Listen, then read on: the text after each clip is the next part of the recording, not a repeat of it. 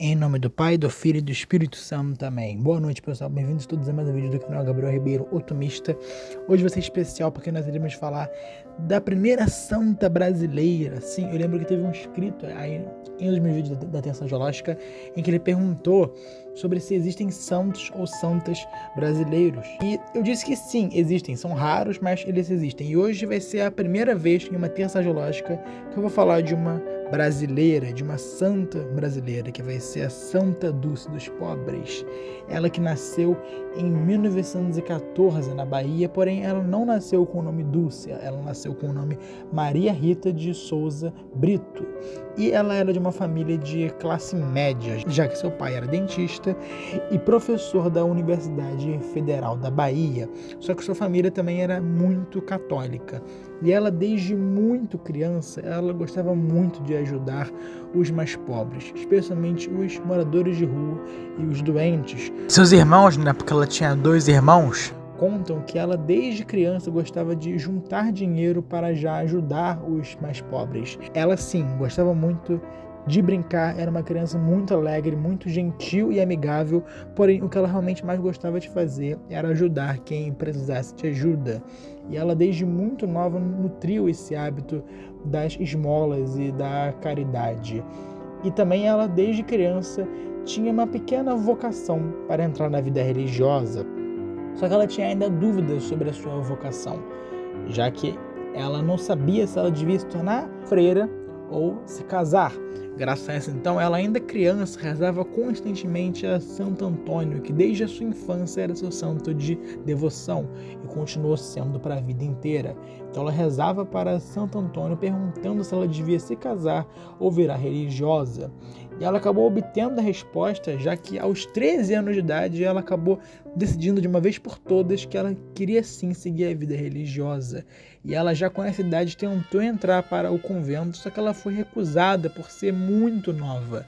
Então, como ela tinha a perspectiva de já com essa idade se tornar religiosa e ela não imaginava que ela ia ser recusada, ela então decidiu continuar seus estudos. Ela então se formou na escola e com apenas 18 anos de idade se formou como professora primária.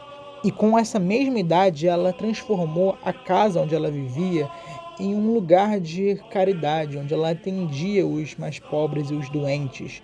E o lugar ficou tão conhecido na região onde ela vivia por ser um lugar, né, de atendimento aos mais necessitados, que a casa de Maria Rita passou a ser chamada de Portaria de São Francisco. E ela já desde então, ainda adolescente, já começou a ser muito conhecida na região onde ela morava como uma jovem muito doce, muito amigável, já muito santa, que tinha um forte desejo de ajudar os mais necessitados. No ano seguinte, com já 19 anos de idade, ela tenta mais uma vez entrar para o convento e dessa vez ela foi aceita. E com essa mesma idade ela fez os votos, né? Os votos perpétuos para se tornar então uma freira. E é um hábito da vida religiosa, você acaba mudando o seu nome quando você se torna um frei ou uma freira. E ela, em homenagem à mãe e à irmã, escolheu o nome de Dulce. E ela já com essa mesma idade, já formada como freira, passou então a lecionar em um colégio religioso. E ela continuou então sendo, né, professora e exercendo seus cargos religiosos por 3 anos. Até que com 22 anos de idade, em 1936, ela decide fundar, junto com o frei Hildebrando, o Círculo Operário da Bahia, que era uma organização em ajuda aos trabalhadores do lugar, ajudando eles espiritualmente e também com postos médicos. Foi uma coisa muito inovadora criada pelos dois. E em 1939 ela funda o Colégio Santo Antônio, que era um colégio voltado para os operários e para os filhos desses operários, ou seja, era uma escola voltada para os mais pobres, era uma instituição sem fins lucrativos. Ela então começou a ter uma forte convicção de que a sua missão de vida era realmente ajudar os mais necessitados. E ela queria dedicar isso para o resto da sua vida, espalhando a palavra de Deus com amor e com sabedoria. Ela então começou a peregrinar pelo resto da Bahia, e isso inclusive era uma polêmica no convento onde ela morava, porque era uma regra, né, que as freiras deviam permanecia dentro do convento, só que Dulce fugia dele justamente para ajudar os mais pobres. Claro que ela continuava a cumprir suas obrigações como freira, tanto que ela inclusive respeitava muito suas outras irmãs, inclusive tinha muito respeito pela sua superior no convento, só que ela queria muito realmente ajudar os mais necessitados. Com isso ela via a obrigação de às vezes sair escondido do convento. E ela então acolheu vários e vários moradores de rua e pessoas doentes nessas suas peregrinações, e para os acolher de melhor forma, ela acabou invadindo 5 casas que estavam abandonadas para conseguir abrigar esses mendigos e doentes. E ela fez isso na Ilha dos Ratos.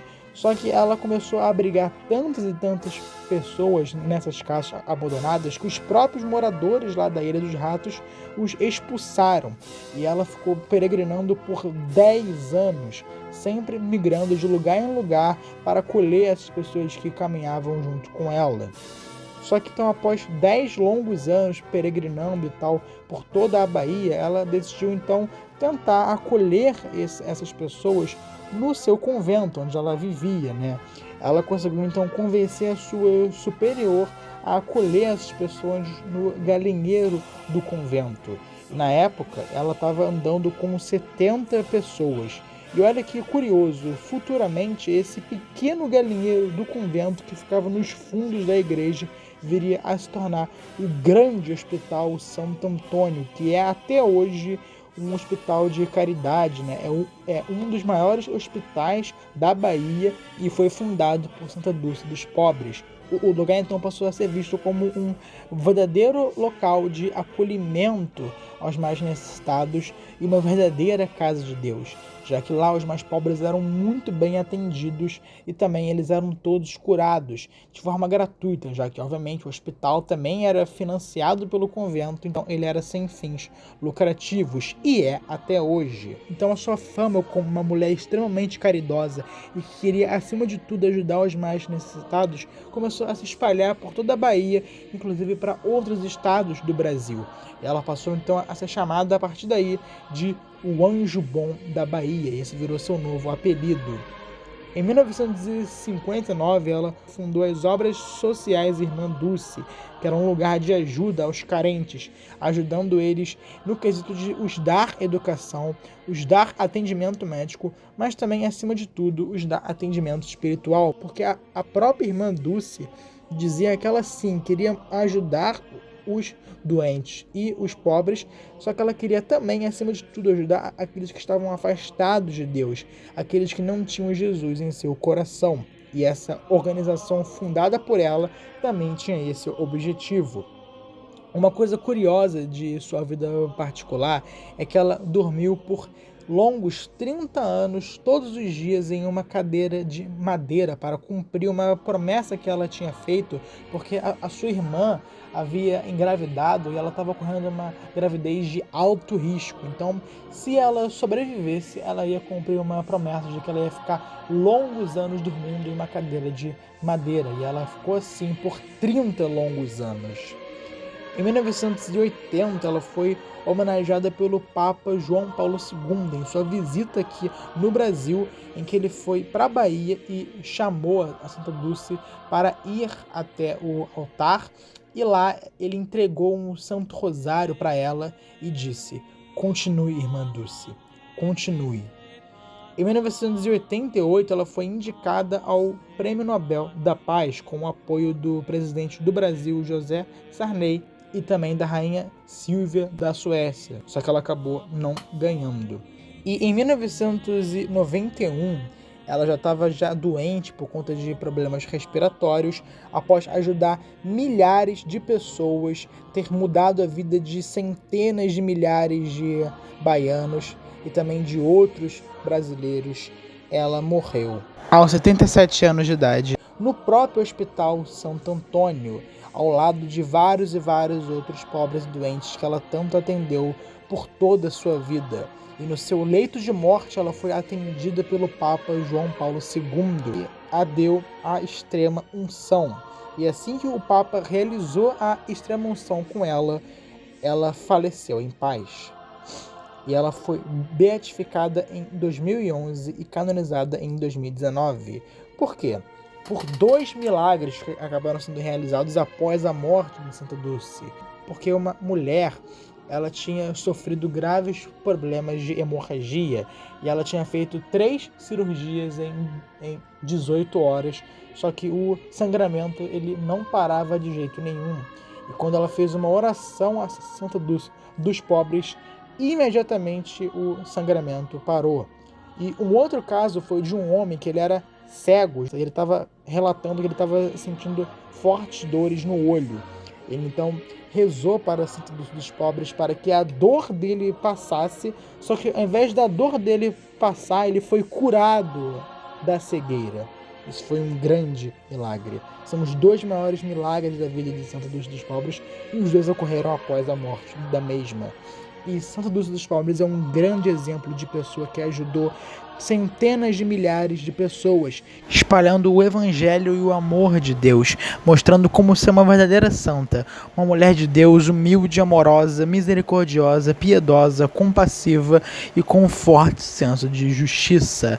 Para nós termos noção, não existe uma única pessoa que não tenha tido contato com o Santa Dulce dos pobres que ao lembrar dela ou falar dela não caia em lágrimas.